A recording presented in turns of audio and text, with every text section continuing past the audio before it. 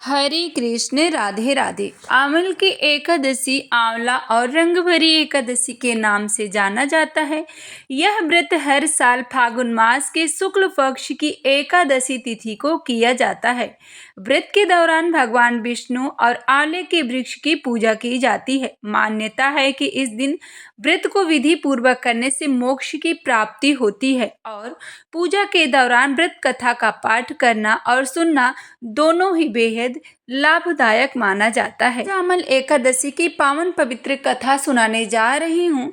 कथा सुनने से पहले कमेंट में आप राधे राधे हर हर महादेव जरूर लिखें। शास्त्रों के अनुसार प्राचीन समय में वैदिक नामक एक राजा राज्य करता था, जहाँ एक चंद्रवंशी राजा का शासक था।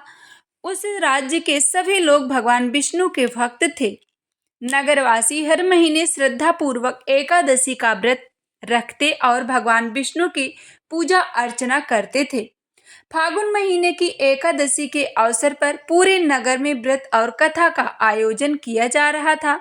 उसी समय एक पापी शिकारी वहां पहुंचा। मंदिरों और घरों में चल रही कथा को अलग अलग स्थानों पर रुक कर सुनता रहा।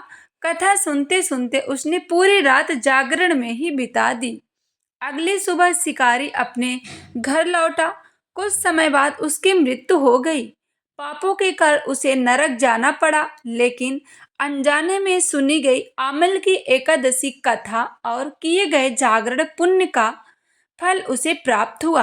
व्रत के प्रभाव से अगले जन्म में उसने राजा विदुरथ के घर में जन्म लिया, जिसका नाम वसुरथ रखा गया। बड़े होने पर एक दिन वह जंगल में भटक गया और एक पेड़ के नीचे सो गया।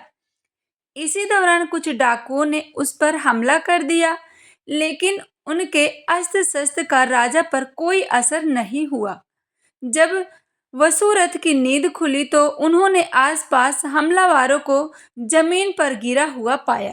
तभी आकाशवाणी हुई कि पिछले जन्म में किए गए आंवल की एकादशी व्रत के पुण्य के कारण भगवान विष्णु स्वयं उनकी रक्षा कर रहे हैं। जो भी व्यक्ति आंवल एकादशी का व्रत करते हैं, पूजन करते हैं, इस पावन पवित्र कथा को सुनते हैं या दूसरे को सुनाते हैं, उनकी सभी मनोकामना पूरी होती है और उनके घर में भगवान विष्णु और महादेव का आशीर्वाद सदैव बना रहता है।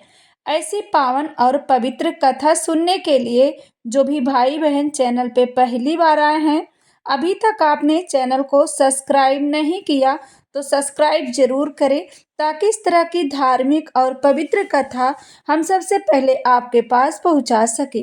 कमेंट में हर हर महादेव जरूर लिखें।